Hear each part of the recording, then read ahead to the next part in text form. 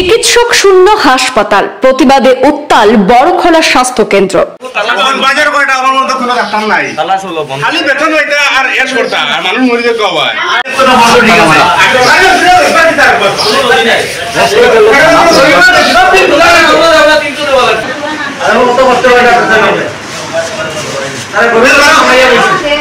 গর্ভবতী মহিলা সহ বহু রোগী চিকিৎসার অপেক্ষায় হাসপাতালের বেডে ছটফট করলেও দেখভালের কেউ নেই। হাসপাতালে দেখা নেই কোনো চিকিৎসকের, রোগীরা পড়েছেন চরম বিপাকে। ইমার্জেন্সি, ওপিডি ও ল্যাবরেটরি রুমে তালা ঝুলতে দেখা গেছে, নেই প্যারামেডিক্যাল স্টাফও।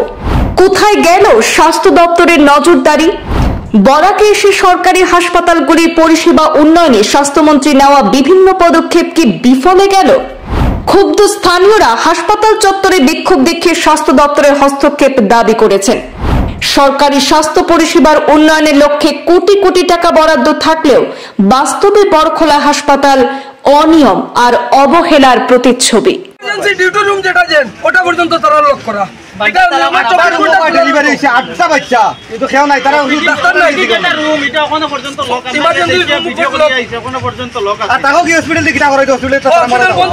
চিকিৎসক শূন্য বড়খলা হাসপাতাল, গর্ভবতী মহিলা সহ বহু রোগী বিপাকে পড়েছেন, আর এর ফলে উত্তাল হয়ে ওঠে আজ স্বাস্থ্য কেন্দ্র চত্বর। সরকার যখন রাজ্যের স্বাস্থ্য পরিষেবা পরিকাঠামো উন্নয়নের লক্ষ্যে কোটি কোটি টাকা ব্যয় করছে, তখন কাছাড় জেলার বড়খলা প্রাথমিক স্বাস্থ্য কেন্দ্রে যেন তার সম্পূর্ণ বিপরীত ছবি উপস্থাপন করছে।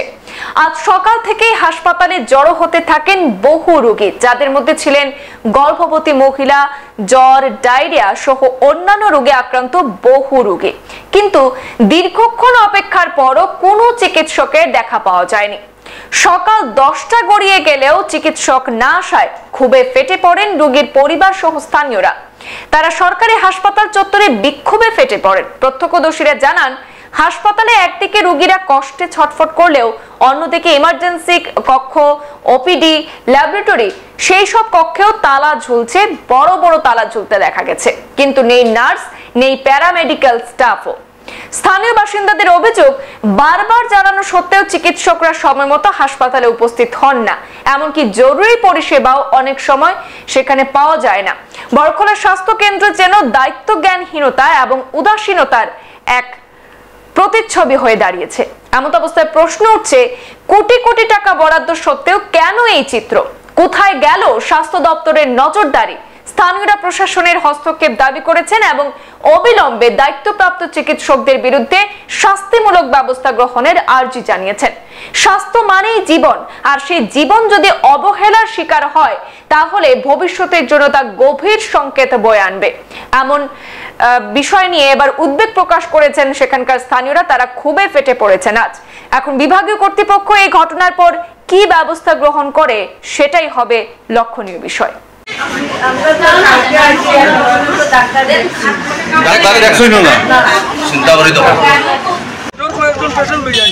এরপরে বাইরে আউট পেশেন্টও বাজারে হাজারে আটিত্রা প্রচুর পেশেন্ট, এই ডলু ময়নাগর কলকাতা থেকে আসবে, ডেলিভারি পেশেন্ট আছেন ভিতরে।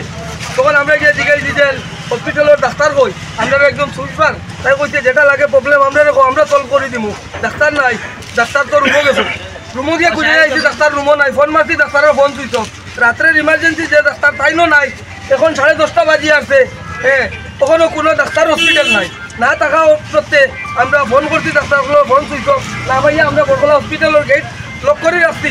যত সময় পর্যন্ত এই জায়গা বড়খলা হসপিটালের ইনচার্জ আর কমিটি উপস্থিত হইতে না, আমরা বড়খলা হসপিটালের গেট খুলতে দিতাম না।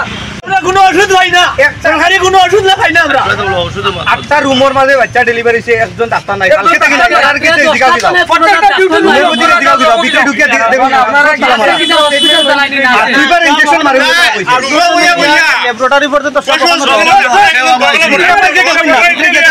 সংবাদ এই পর্যন্তই। ফিরছি পরবর্তী অন্যান্য আপডেট নিয়ে, সাথে থাকুন। ধন্যবাদ।